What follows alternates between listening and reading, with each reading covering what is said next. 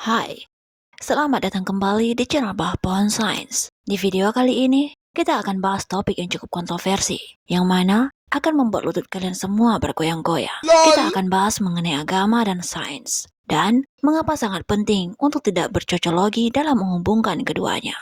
Mari kita bahas secara serius, mengapa menghubungkan sains dan agama tidak baik untuk kesehatan mental Anda, dan mengapa keduanya harus dipisahkan. Sains dan agama adalah dua ranah yang sangat berbeda dalam hal melihat sebuah fenomena.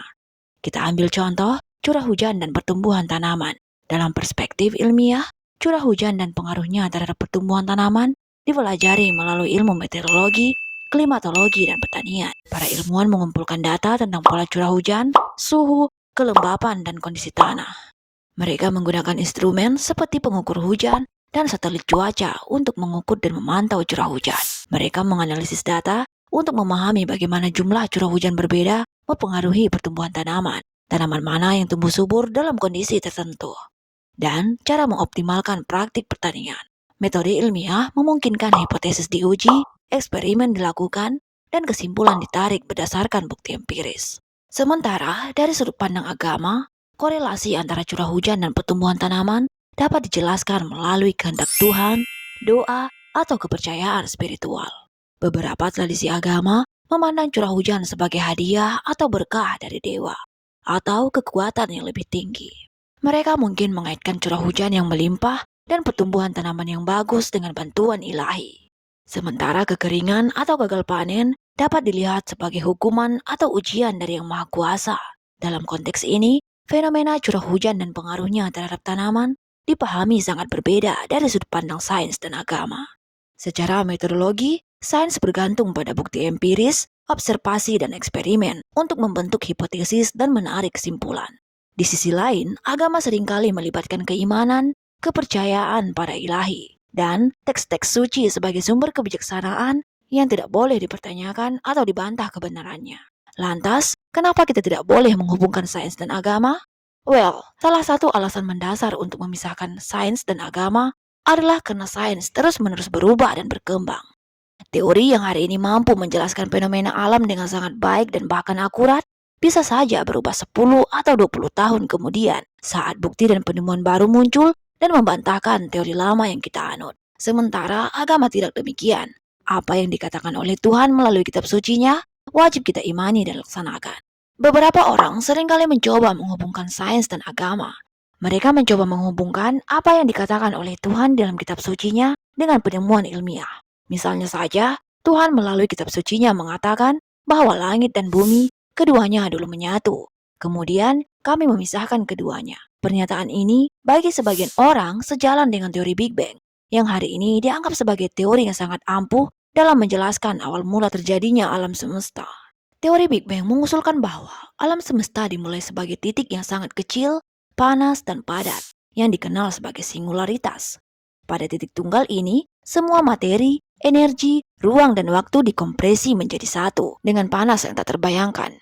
Kemudian, sekitar 13,8 miliar tahun yang lalu, singularitas ini tiba-tiba meledak dan mengembang, memunculkan alam semesta yang kita kenal saat ini. Alam semesta mengembang dan mendingin dengan cepat, memungkinkan materi dan energi terbentuk yang akhirnya mengarah pada pembentukan galaksi, bintang, planet, dan semua struktur kosmik yang kita amati saat ini. Big Bang menandai awal keberadaan alam semesta kita dan berfungsi sebagai dasar pemahaman kita tentang kosmologi saat ini.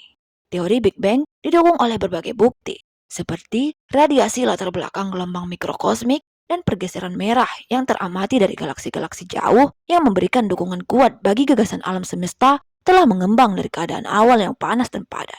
Teori Big Bang yang dimulai dengan sebuah titik tunggal ini ditafsirkan sebagai langit dan bumi keduanya dulu menyatu. Kemudian kami pisahkan keduanya ditafsirkan sebagai perluasan atau mengembangnya alam semesta. Well, kelihatannya apa yang dikatakan kitab suci terbukti secara ilmiah.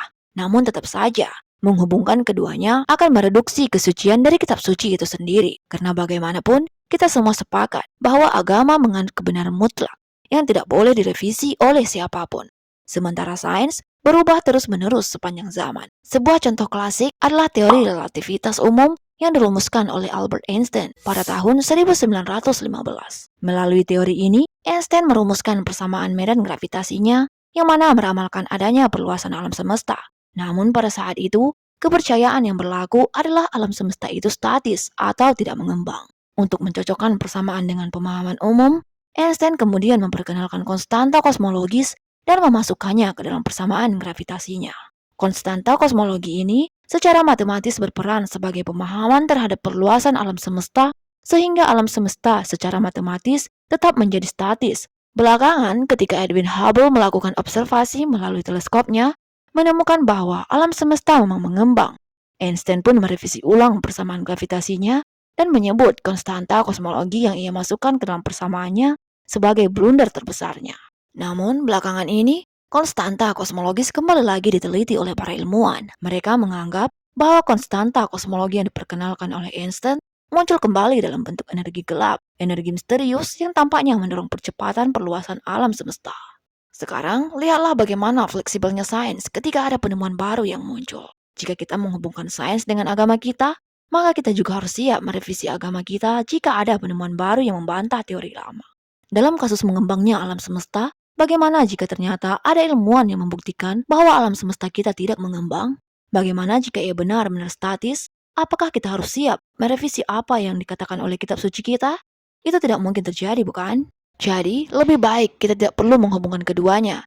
Jika ada penemuan baru yang muncul dan kebetulan sejalan dengan keyakinan kita, maka biarkan saja. Karena kemungkinan teori tersebut bisa saja berubah lagi menentang keyakinan kita. Dan tidak menutup kemungkinan kalau nanti teori tersebut bakal kembali sejalan dengan keyakinan kita. Karena itulah sains. Berubah terus-menerus. Keindahannya terletak pada keterbukaannya terhadap ide-ide baru dan kemauan untuk beradaptasi di hadapan bukti-bukti baru. Adapun, jika ada bukti ilmiah yang bertentangan dengan agama, bukan berarti agama tersebut salah. Karena bisa saja beberapa tahun kemudian, mungkin saja teori tersebut salah dan diganti oleh teori lain yang mungkin saja bakal sejalan dengan ajaran agama kita. Tapi yang jelas, kita tidak boleh menghubungkan keduanya. Karena itu mungkin akan menggoyahkan keimanan kita. Oleh karena itu, sangat penting untuk menghormati sains dan agama sebagai domain yang terpisah. Masing-masing berkontribusi pada pemahaman kita tentang dunia dengan cara yang berbeda. Dengan mengakui perbedaan mereka, kita dapat menciptakan lingkungan yang harmonis, yang memupuk pertumbuhan intelektual dan saling menghormati. Seperti biasa, terima kasih telah menonton video ini. Dan jika menurut Anda video ini informatif, jangan lupa untuk like, subscribe, dan share video ini.